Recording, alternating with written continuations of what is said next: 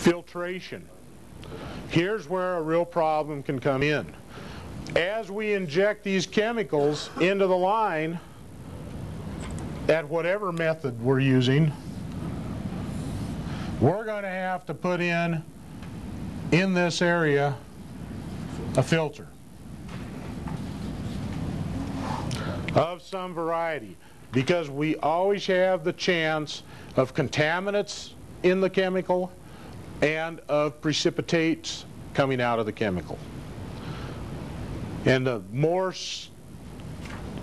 critical the orifice size, the smaller the orifice size, boy, we really have to be concerned about filtration.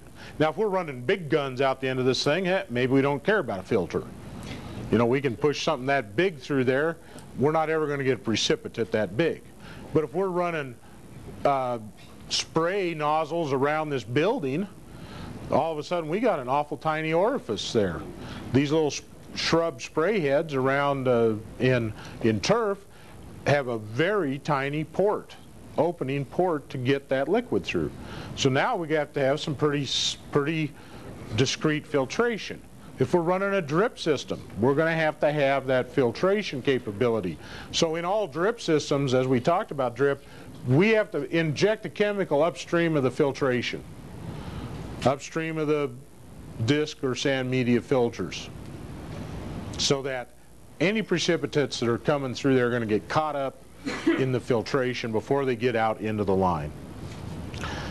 Plus, there's also corrosion that occurs, and depending on how good our quality of our valving and piping and so on are, we could be having some rust or some corrosion, metal corrosion, flecking off and getting down into the system as well that needs filtered out.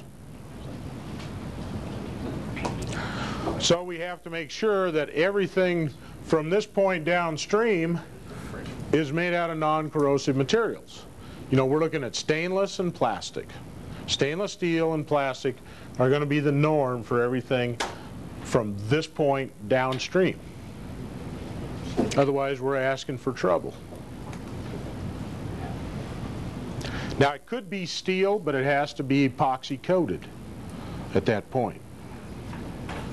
So you do have a lot of epoxy coated fittings out in an awful lot of this area for fitting control, and so that would work. We'll just run that piston pump and take a look at how it operates. Again, what we're going to use is a calibration tube to evaluate how fast the liquid is moving through the pump and back into the tank. Now, normally, of course, this would be pumping through the pump and then into the irrigation system. In this case, we're just recirculating the liquid from the tank through the pump back into the tank. But in this case, what I'm going to do is I'm going to fill a calibration tube with water, and then we'll lock off the tank and just pump from the calibration tube. We can watch how fast we are injecting the liquid. So first thing I got to do is fill up my calibration tube. Now I have the thing full up. I want to make sure that my pump is going to have suction capability to come from the tube on the suction side. And so my suction valve is open down there, and I want to make sure I don't recycle it back. So I want to make sure it comes through the pump, up, and then back into the tank. And again, we have pressure hose here, and the pressure hose is nylon reinforced so that it can withstand very high pressures. And the suction hose is just a very rigid plastic hose, thick enough walled so it cannot collapse. Because if we pulled a vacuum on that hose, we could actually suck it flat. This discharge hose, if you pulled a vacuum on it, it'd flatten. It'd suck flat. But we make sure that the suction hose is very rigid, doesn't have to withstand hardly any pressure. The maximum pressure is going to be about 15 psi on the suction hose, and that's a vacuum. And the maximum discharge pressure could be maybe 1,000 psi, so we have to have some pretty stout stuff going downstream.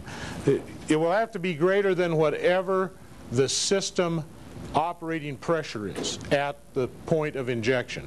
So if you have 100 psi on your system, if it's a golf course, you have to make sure that the hose can withstand at least 100 plus psi. And that would be one of the higher pressured systems that we would run into. And it's very common to inject chemical at a golf course. It's a very common practice.